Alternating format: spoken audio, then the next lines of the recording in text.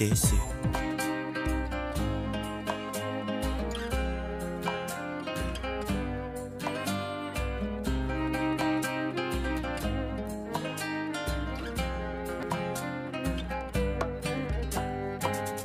Deuxième partie de cette reproduction humaine concerne la fécondation. Qu'est-ce que la fécondation? La fécondation, c'est la fusion des deux gamètes, mâle et femelle, à savoir le spermatozoïde et l'ovocyte 2 ou bien ovule. Généralement, cette fécondation-là, il y a certaines espèces que ça se fait à l'extérieur, comme par exemple chez l'oursin, que les spermatozoïdes sont libérés dans l'eau de mer, les ovules aussi sont libérés dans l'eau et au hasard, un spermatozoïde va rencontrer un ovule. Mais chez l'espèce humaine, la fécondation interne, ça veut dire quoi? Ça veut dire qu'après l'acte sexuel, les spermatozoïdes seront inséminés, libérés dans l'organe génital de la femme et puis ils vont faire une longue course pour pouvoir rencontrer l'ovocyte 2, l'ovule, et puis pouvoir le féconder. Nous verrons ces étapes-là par la suite. Il faut retenir que cette fécondation-là, ça se fait dans les voies génitales de la femme et plus précisément au niveau des trompes. Nous verrons, pour mieux comprendre ces mécanismes intimes de la fécondation, nous observerons un schéma que je vais vous présenter là tout à l'heure, le schéma suivant.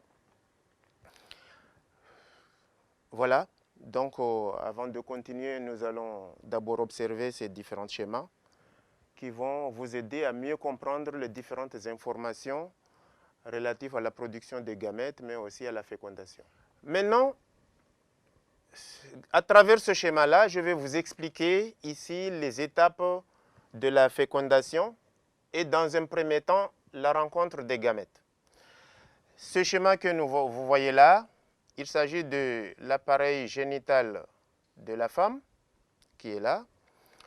Et on s'aperçoit qu'après l'acte sexuel, les sémences, les spermatozoïdes sont déposés dans le vagin ici, comme vous voyez là, alors que la fécondation, normalement, se fait dans la trompe, la partie supérieure de la trompe dedans.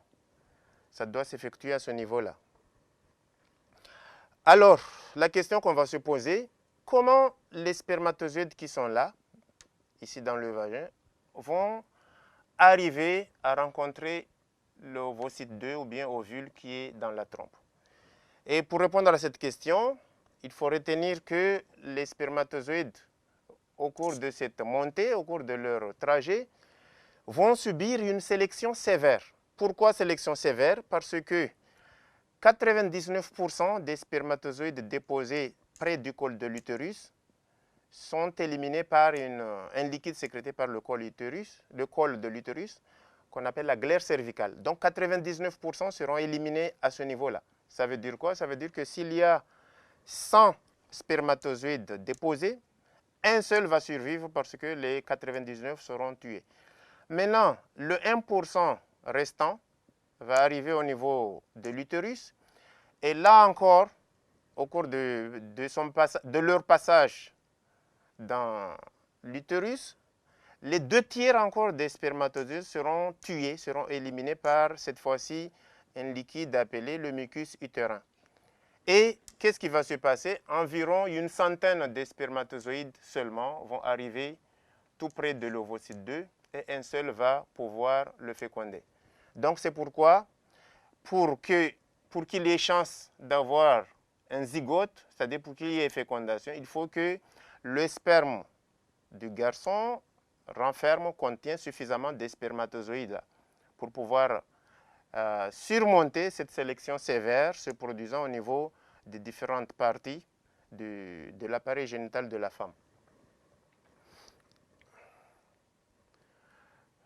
Après la fécondation, après la rencontre des gamètes, la deuxième étape va vous montrer comment se fait la fusion des gamètes. Ce premier schéma que vous voyez là, on nous montre ici plusieurs spermatozoïdes qui ont pu arriver à proximité de l'ovocyte 2. Alors, comment va s'effectuer la fécondation? Et la réponse est que lorsque un premier spermatozoïde arrive à féconder, les autres ne peuvent pas pouvoir féconder. C'est-à-dire, en aucun cas, un deuxième spermatozoïde ne peut féconder l'ovocyte 2. Comment ça se passe? D'abord, avant de pouvoir féconder l'ovocyte 2, il doit y avoir une première étape, comme le montre le schéma qui est là. La première étape, c'est d'abord la fixation du spermatozoïde sur l'ovocyte 2, gamète femelle. Et cette fixation-là se fait suivant une reconnaissance. Reconnaissance pourquoi? Parce que si l'ovule qui est là, c'est un ovule humain, et le spermatozoïde qui est là, c'est un spermatozoïde, par exemple, d'un chat ou bien d'un chien, en ce moment-là, il ne peut pas y avoir cette reconnaissance, c'est-à-dire le spermatozoïde ne peut pas se fixer. Donc cette reconnaissance-là ne se fait qu'entre deux individus de la même espèce, par exemple chien et chienne, par exemple l'homme et la femme.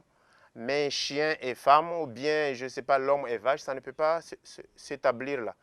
Et Dieu merci, ce principe-là que Dieu a établi, ça permet effectivement de conserver chaque espèce, de conserver l'espèce humaine, de conserver l'espèce chien, de protéger l'espèce chat, ainsi de suite.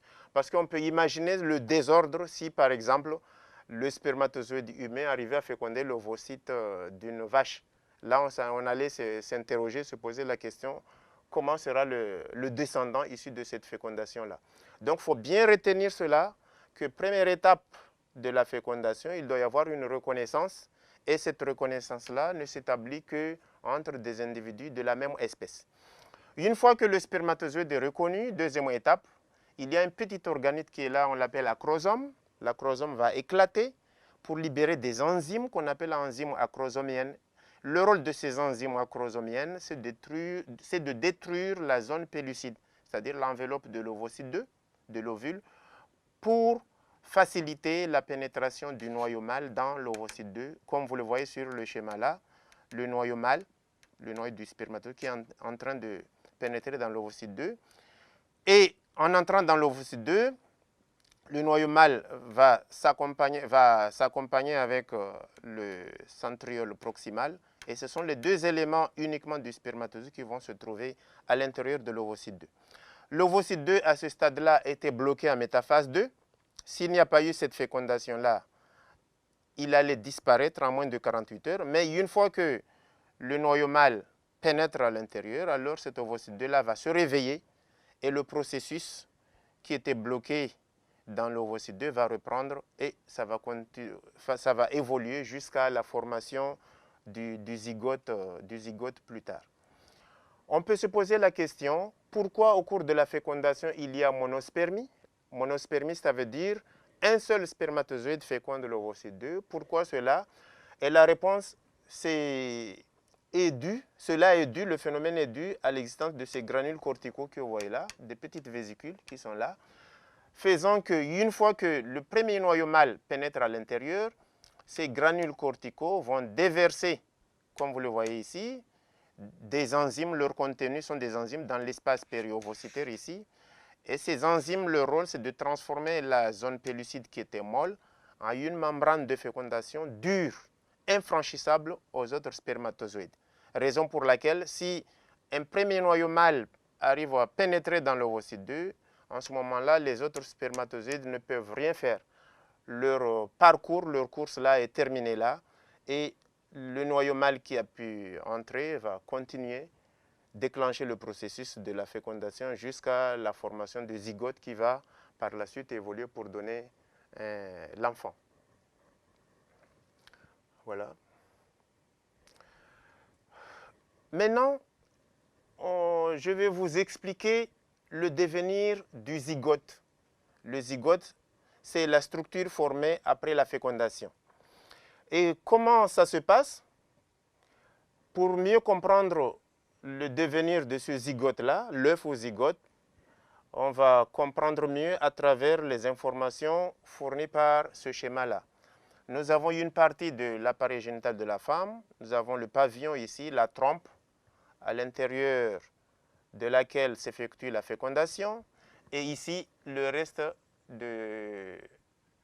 une partie de l'utérus, de l'appareil génital de la femme, de ce côté-là. Juste vous rappeler que la fécondation a eu lieu dans la trompe, un tiers supérieur de la trompe, de l'oviducte. Comme vous le voyez là, l'ovocyte 2 qui est là, ou bien ovule, et les spermatozoïdes autour. Un seul spermatozoïde va féconder l'ovocyte 2. Une fois l'ovocyte 2 fécondé, qu'est-ce qui va se passer? On obtient un œuf et l'œuf va subir un long trajet pour arriver dans la cavité utérine. Et au cours de son trajet, cet œuf qui est là va subir des divisions successives. D'abord une première division, puis une deuxième division, une troisième division, quatrième division, ainsi de suite. Ce qui fait qu'on passera à un œuf au stade de cellules après 30 heures, puis un œuf à 4 cellules aux 40 heures, puis un œuf à 8 cellules, 16, 32, 64, jusqu'au 4e jour, nous aurons une structure qu'on appelle morula. Et ce morula après va se transformer en blastocyste, comme vous voyez là, le 6e jour. Et le 7e jour, après la fécondation, l'œuf au zygote va s'implanter dans la cavité utérine. Et ce phénomène-là, c'est ce qu'on appelle la nidation. Bon, pour récapituler un peu, je rappelle que l'ovulation, normalement, c'est le 14e jour, au milieu du cycle. Et si la fécondation a lieu ce jour-là, le 14e jour, donc la nidation aura lieu le 21e jour du cycle sexuel de la femme. Et le 21e jour, c'est là où commence la grossesse. On commence à compter la grossesse ce jour-là, le jour où il y a une nidation. Et le 28e jour, là où la femme attend l'arrivée de ses nouvelles menstruations, là déjà c'est une grossesse qui a déjà une semaine. C'est une grossesse qui a déjà une semaine. Donc encore une fois, on commence à compter la grossesse à partir de la date ou bien du jour de la nidation. Voilà le diapo suivant.